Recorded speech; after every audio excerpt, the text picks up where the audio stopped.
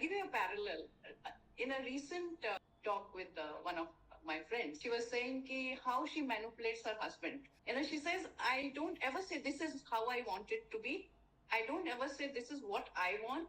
I put the germ of an idea into his head and let him think it was his idea to begin with. It's done so subtly and it's so manipulative that ultimately it gets she gets the result that she wants. So I think women have that power to subtly, maneuver things without being blatant about it. And so these Begums knew the art of subtle influencing, which of course, sadly, today I think we are losing it. There's nothing subtle about anything anymore. But they knew how to influence. So if a Begum had got someone pardoned, whom the emperor had already ordered to be executed, imagine the kind of complexity it will take for him to take back his words.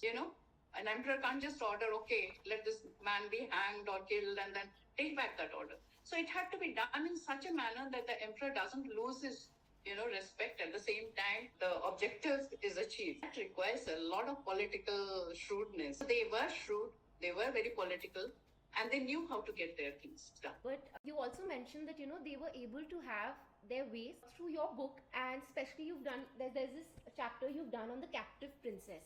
Now here it's almost paradox, because at one end you have these women who, like you rightly so pointed out, that subtly they're able to influence and have their way through, but yet it makes one realize that it's psychological claustrophobia that they face, because ultimately there's one move by the emperor who can have absolute, like one decree, one move which can either bar them and challenge their entire presence. One would say in the most crude ways to put it through, that these princesses were put in their place. So as a writer, how would you draw the parallels between this? That see, though everything has changed, yet everything remains the same. We still face the glass ceiling, still questioned about our judgments and our decisions. In a very subtle way, maybe if the man in the family is very, about it, or he is, accommodating. But still, the question remains that in the family, who takes the calls, who decides everything, which is important, not in terms of where do you go for a holiday, or which clothes you buy, but in terms of financial spendings, that how much of the capital outlay should we lay out for this part and for this part. That's generally decided by the man, because he doesn't believe that woman is capable of. This is a very small example in families. But in corporate sector, again, a woman has to work twice as hard as a man to prove herself. Man can go out and take a coffee break or a cigarette break or just to gossip. But a woman, doing the same will be, frowned upon and said, okay, she's, going to an extreme and things like that. I feel nothing really has changed. Those days, the women were put in place by the emperors by, seclusion. Of course, not allowing them to marry was a very cruel thing itself, because of, the power problem. They didn't want a man who becomes very strong and has the power. So it was bad. But in case of Zebunisa, it was an extreme case, because Aurangzeb was the first emperor who actually imprisons his daughter in physical sense. And he also was an emperor who had imprisoned almost all his sons at one point of time or the other. He was of that kind. He was insecure in some ways. And her main fault was that she sided with a rebellious brother who she had a lot of affection for. So this was an extreme case. In other cases, it was not as blatant. Drawing parallels, even now we have in the society, we still have these kind of episodes where deaths are happening. Even, a woman going and marrying another caste, religion, is ostracized or hounded and even killed. Honor, death, and all those things. So it still goes on. And I don't know whether we can change the system or whatever, because as long as we live in a patriarchal society, this kind of a thing will go on. Just have to fight, continue fighting. I think that's so true. Now, coming back to the emperors, we've spoken of the princesses. You've written about like how you've covered Babur or Humayun. You've been able to show the human vulnerabilities that they faced. I mean, addictions, anxieties, and their dependencies. I mean, emotionally as well. So, do you think that in a way, like reading that is a reminder that men are encouraged to speak about their emotions or their mental health? So, this is something that even a modern reader can possibly learn from. If you read about Babur, you must have read that he used to just wander out alone He wanted to give up everything and used to just walk out and wander alone in the mountains and meadows because he was so disturbed. And it was all because of the responsibilities and addiction was also a form of escape. It was also a form of escape from the realities that they face, the continual living with threat on their head. At any point of time, they could be assassinated, or, means imagine the alertness that was required all the time. That itself would have been enough to cause a heart attack today. And those anxieties are beyond our imagination. The Quankus and the wars, the battles, the bloodshed, the emotional despairs. So they had to deal with those. It was not an easy life. And they were very hardworking. They were not, what we generally see on screen is that they are having banquets and, just drinking wine and all that. It wasn't like that. They worked much harder than any person today. And of course, to take out and shake off those mental shackles, they had to resort to some escape, some form of escape. And I think it was the alcohol and wine and women, that compensated for all their hard work. So I think they were as emotional as any of us. So I think we're more towards the end of our discussion. So just one question, if I could pose to you, is that I see that there's a massive polarization. So the current cultural conversation that we have about the Mughals, it's either hyper romanticized or you have the masses completely demonize them. Now, would you say that the modern reader needs to change their perspective towards reading about Mughal history and even trying to understand what exactly was the entire Mughal dynasty about? See, when Babur came, he came with 12,000 men only. 12,000 men in a vast, subcontinent. How did he win? How did he conquer so much of India? Just by examining that fact, people can understand what was our national character. We sided without the siding of locals and assistance. Could he have won the entire, and could Akbar have expanded his territories? There was never any unity. That is a fact.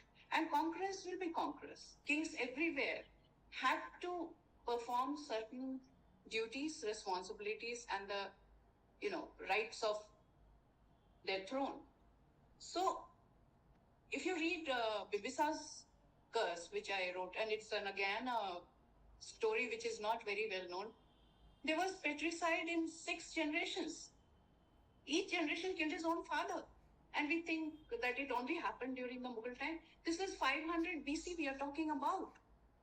When Ajatashatru killed his father, then Ajatashatru was killed by his son, and that son was killed by his son, and so forth. So imagine, it's a part of, I think, power games, as you call, and throne. It happened with almost all rulers, but because some were smaller rulers, it would have been on a smaller scale. Then these were invaders. They had to, sort of establish themselves in this subcontinent. So they did what they felt was right. But at the same time, I feel Akbar could have continued in a very, like Aurangzeb. He could have done all that right from that time.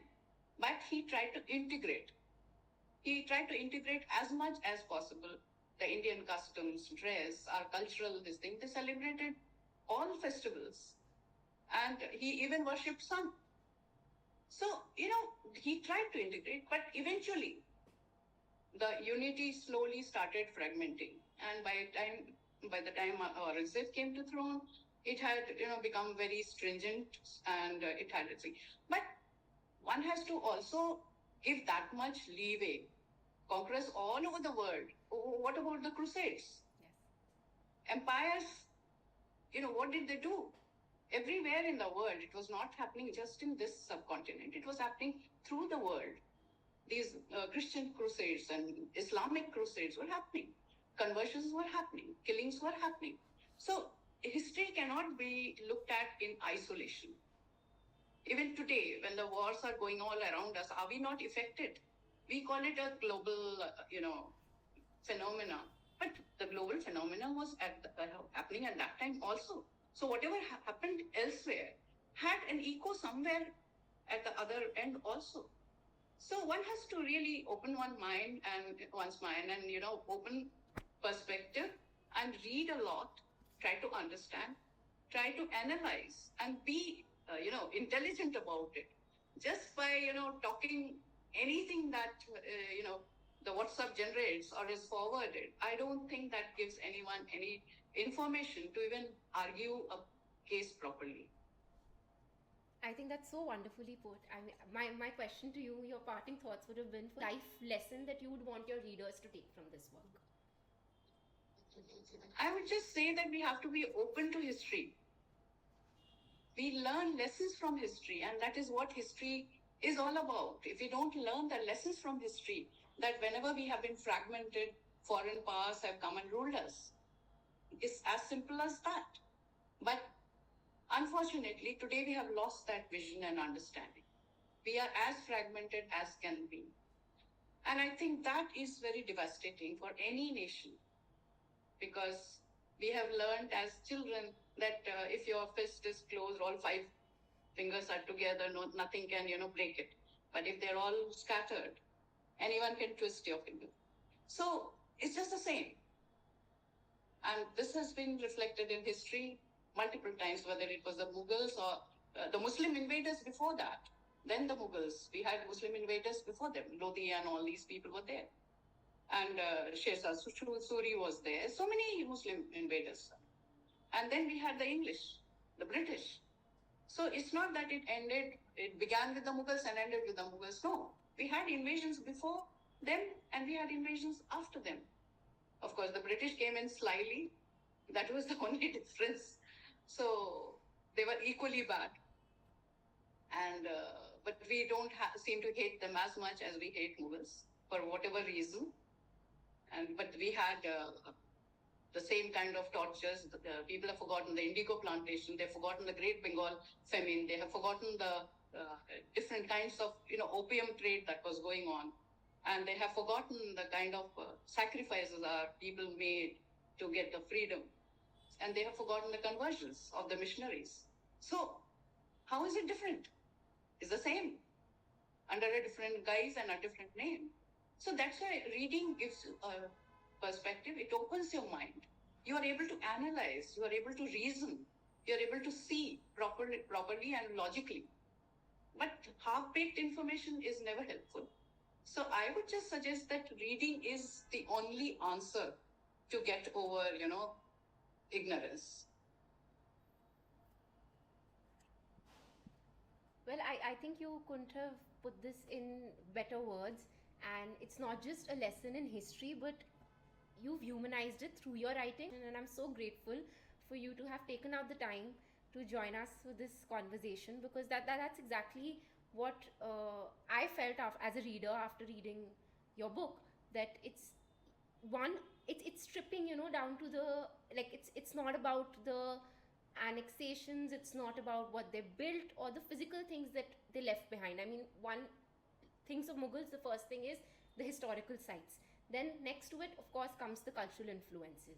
But through your work, I mean, it's about human hearts, ambitions, and desires that actually go into building an empire. So grateful to have you join. And yeah, that's, I mean, Thank you, Devika. It was such a pleasure.